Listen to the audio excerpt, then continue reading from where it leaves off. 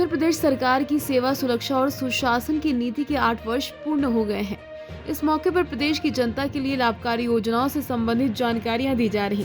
सरकार ने इन 8 वर्षों में शिक्षा, रोजगार, स्वास्थ्य, विकास, सड़क, पानी, बिजली सहित तमाम सुविधाओं पर कितना काम किया, ये सभी जानकारी दी जा रही। इन्हीं उपलब्धियों को प्रदेश के लोगों तक पहुंचाने के लिए कार्यक्रम किए जा रहे। इसी के साथ लखनऊ के इंदिरा गांधी प्रतिष्ठान में यूपी के उप मुख्यमंत्री ब्रजेश पाठक ने सरकार के 8 वर्षों के कार्यों को लेकर मीडिया से बातचीत की। हमने नेट ग्रेडिंग का नाम ही नहीं सुना था। आज उत्तर प्रदेश राज्य में सभी बड़े विश्वविद्यालय नेट ग्रेडिंग में A+ या A++ ग्रेडिंग में चल रहे हैं। हमारे जितने भी यूनिवर्सिटीज हैं, डिग्री कॉलेजेज हैं, बेहतर ढंग से शैक्षिक कैलेंडर बनाया गया है। महामहिम राज्यपाल महोदया ने विशेष रुचि लिया है नेट ग्रेडिंग में।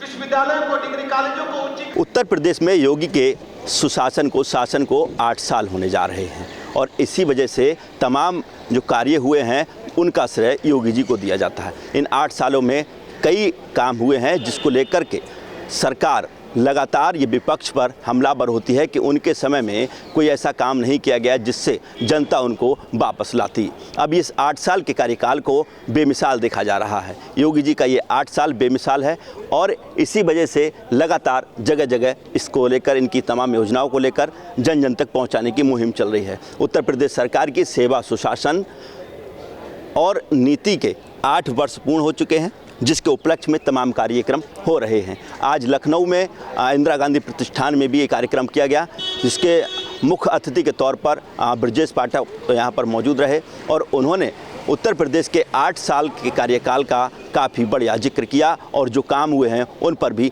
तमाम चर्चा की है। CMO लखनऊ मौजूद हैं। सर, स्वास्थ्य को लेकर बात करें तो क्या क्या बदलाव पहले से अब देखेंगे? विगत 8 वर्षों में जो अभी सरकार के हुए हैं, अभी माननीय उप मुख्यमंत्री साहब ने हमारे इस आरोग्य मेले का इनॉग्रेशन किया हुआ है। तब से विगत 8 वर्षों में लखनऊ में काफ़ी बदलाव आया है। स्वास्थ्य के क्षेत्र में ICU बेड्स की अवेलेबिलिटी बढ़ी है, वेंटिलेटर्स वगैरह बढ़े हैं, ऑक्सीजन प्लांट वगैरह लग गए हैं, ऑक्सीजन कंसंट्रेटर्स वगैरह लग गए हैं और पहले से मैन पावर भी कुछ डिप्यूटेड हुए हैं, ज़्यादा हुए हैं। तो स्वास्थ्य के क्षेत्र में और प्राइवेट हॉस्पिटल्स भी पहले से ही प्लेयर्स आ गए हैं।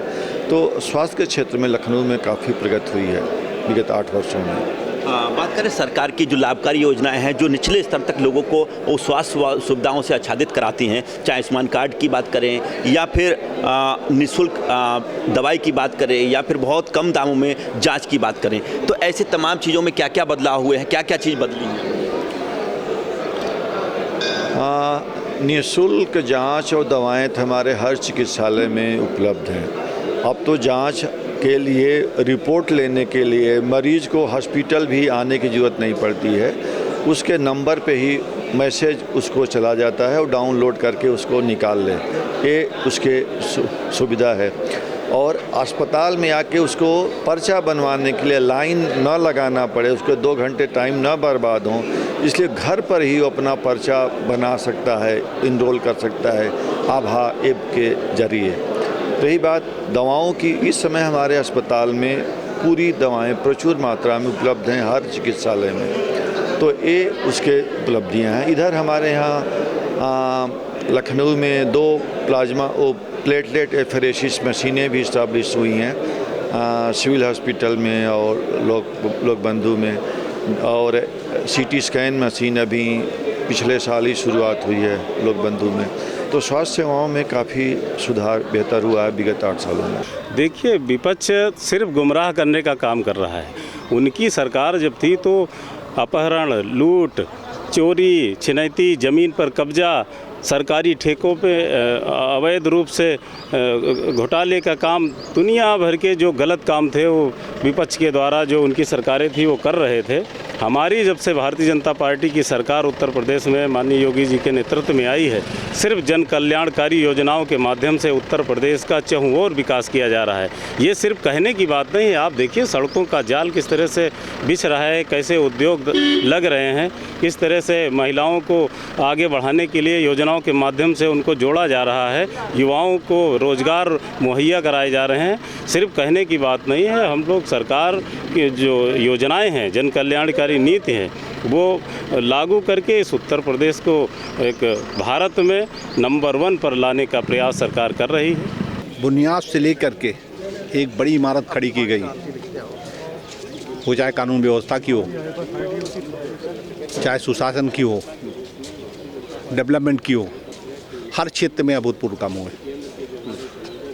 और क्या क्या काम अभी जो है और होने को है, जैसे जो निचले स्तर पर देखा जा रहा है, आपके विधानसभा में भी तमाम काम हैं, हुए भी हैं और होने को भी हैं, इस तरीके से क्या क्या चीज़ें दिखी? मुझे लगता है इसी गत से काम होते रहेंगे, तो जो अभी काम बाकी हैं वो भी अपने में पूर्ण हो जाएंगे। और मुझे मुख्यमंत्री जी पे विश्वास है कि मुख्यमंत्री सृजन योजना या जितनी भी योजनाएं हैं उसके तहत जिस तरीके से बख्शी तालाब क्षेत्र को पैसा दिया जा रहा है, कोई भी विकास कार्य बाकी नहीं बचेगा, सभी क्षेत्रों में काम होगा।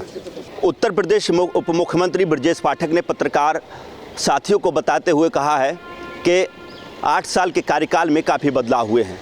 बदलाव ऐसे नहीं, जनता को सीधा उसका लाभ मिला है। फिर चाहे सड़क की बात करें, इंफ्रास्ट्रक्चर की बात करें और शिक्षा, स्वास्थ्य या सुरक्षा की बात करें, इन सारी चीज़ों पर उत्तर प्रदेश में 8 सालों के दौरान तमाम काम हुए हैं, जिसका सीधा साधा लाभ हमारे प्रदेश की जनता को मिला है। कैमरामैन साकेत उमराव के साथ सत्येंद्र शर्मा, दैनिक भास्कर, लखनऊ। लखनऊ से दैनिक भास्कर के लिए सत्येंद्र शर्मा की रिपोर्ट।